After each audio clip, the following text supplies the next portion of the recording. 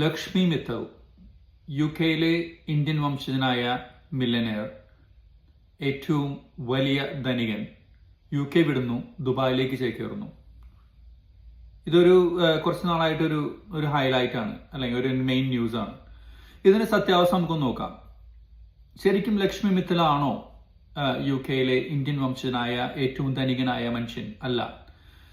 Gopi Hinduja and family 35.3 billion ഉള്ള ആ ഫാമിലിയാണ് യുകെയിലെ നമ്പർ 1.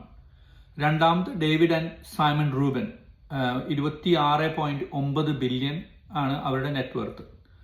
മൂന്നാം സ്ഥാനമാണ് ലക്ഷ്മി മിത്തലിനുള്ളത് 15.4 ബില്യൺ. ഇതിൽ ഭൂരിഭാഗവും നാട്ടിലും ഇന്ത്യയിലും അതുപോലെ ഫോറിൻ കൺട്രീസിലുമാണ് പുള്ളിയുടെ ഇൻവെസ്റ്റ്മെന്റ്. ഇനി ഇദ്ദേഹം ദുബായിലോട്ടാണോ മാറിയത്? അല്ല, സ്വിറ്റ്സർലൻഡിലാണ് പുള്ളിയുടെ പുതിയ ഓഫീസ് സമുച്ചയം, അതായത് ടാക്സ് ഫ്രീ ഹെവൻ. ദുബായിലെ പുള്ളി കൂടുതൽ സമയം ചെലവഴിക്കുന്നു എന്ന് മാത്രമാണ് പുള്ളി പറഞ്ഞത്. അത് ദുബായിലോട്ട് മാറ്റി എന്ന് പറയുന്നത് അത് ദുബായ് റിയൽ എസ്റ്റേറ്റിന്റെ വെറും ഒരു പ്രചരണം മാത്രമാണ്.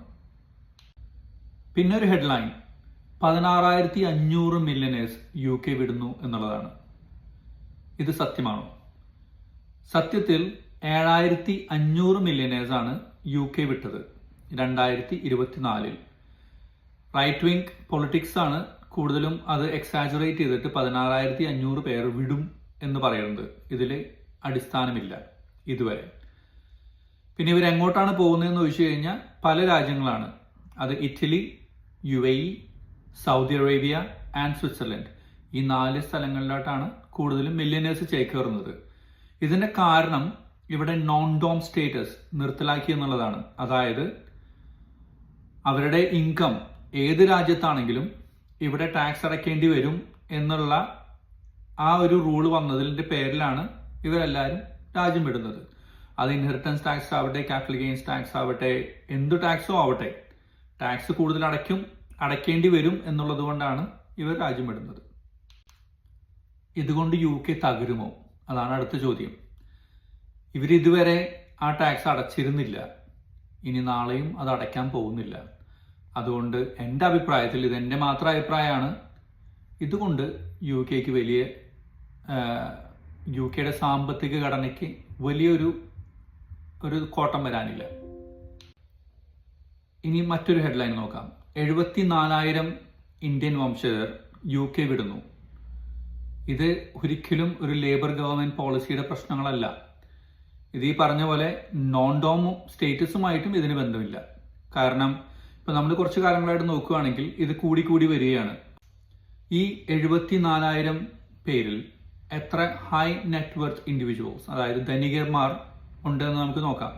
എന്തുകൊണ്ടായിരിക്കാം ഇവർ വിടുന്നത്? ഇതിൽ 45,000-ഓളം പേര് സ്റ്റഡി വിസയിലാണ് വിട്ടത്. അത് ഇവിടുത്തെ സ്റ്റഡി വിസ റൂൾസ് ഒന്നുകൂടി ടൈറ്റ് ആക്കി. ഇവിടെ ജോലി കിട്ടാൻ ബുദ്ധിമുട്ടാണ് സ്റ്റഡി വിസയിൽ ഉള്ളപ്പം. പിന്നെ അവരുടെ ഡിപ്പെൻഡൻസിനെ കൊണ്ടുവരാൻ ബുദ്ധിമുട്ടായി വന്നു. അങ്ങനെയൊക്കെയാണ് പകുതി പേരും തിരിച്ചു പോയത്. 22,000 പേര് വർക്ക് വിസയിലാണ്.